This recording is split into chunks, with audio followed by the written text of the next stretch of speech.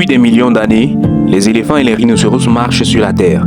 Ils ont survécu au changement climatique, aux prédateurs, aux catastrophes naturelles. Mais aujourd'hui, ils font face à leur plus grand ennemi, l'homme. Alors je te raconte l'histoire de deux géants menacés et du combat pour leur survie. L'éléphant d'Afrique, de son nom scientifique Loxodonta africana, appartient à la famille des éléphantidés, de la classe des mammalia. C'est le plus grand mammifère terrestre vivant. Mais au-delà de sa taille, l'éléphant joue un rôle fondamental dans la nature. Il façonne les paysages, ouvre les forêts, crée des clairières, disperse des graines sur de longues distances. Les éléphants vivent en groupes familiaux, transmettant la mémoire des routes migratoires et des points d'eau. Quand un éléphant disparaît, c'est une bibliothèque vivante qui se perd. Le rhinocéros appartient à la famille des rhinocérotidés et de la classe des mammalia. Il en existe plusieurs espèces ayant des noms scientifiques différents. Par exemple, le rhinocéros blanc, Ceratotherium simum, le rhinocéros noir, Diceros bicornis, le rhinocéros de Java, Rhinocerosos sondaicus. C'est un animal puissant, discret, herbivore. Il existe depuis des millions d'années.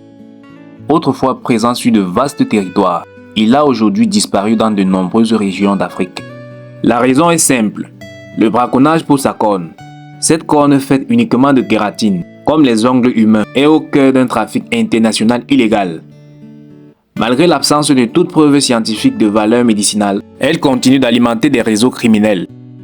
Le braconnage des éléphants et des rhinocéros n'est pas un acte isolé, c'est un crime organisé, transfrontalier et lourdement armé. Les éléphants sont tués pour l'ivoire de leur défense. Les rhinocéros sont abattus pour leur corne. Il fut un temps au Cameroun où cette violence a atteint un niveau dramatique. Boubandida. Entre 2012 et 2013, le parc national de Boubandida dans le nord du Cameroun a été le théâtre d'un massacre sans précédent. Des centaines d'éléphants ont été abattus en quelques mois. Ce drame a choqué le pays et la communauté internationale.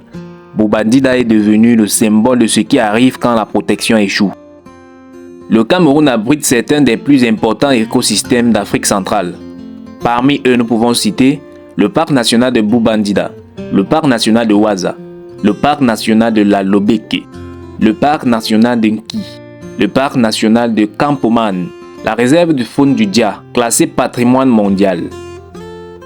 Ces parcs et réserves sont des refuges pour les éléphants et autrefois pour les rhinocéros. Mais ils sont vastes, difficiles à surveiller et soumis à de fortes pressions. Face à cette menace, les hommes et les femmes se lèvent chaque jour. Les éco-gardes camerounais, souvent au péril de leur vie, patrouillent les parcs. Le MINFOF, en collaboration avec les organisations comme le WWF, le WildAid, le WAF, le WCS, renforce la surveillance, la formation et la sensibilisation. Les communautés locales sont de plus en plus impliquées, car la conservation ne peut réussir sans elle. Au Cameroun, la nouvelle loi phonique promulguée le 24 juillet 2024 marque un tournant décisif. Ainsi, concernant la protection phonique, l'article 173 de la nouvelle loi forestière stipule que est muni d'un emprisonnement de 15 à 20 ans et d'une amende de 20 à 50 millions de francs CFA, ou de l'une de ces deux peines seulement, de l'une des infractions ci-après.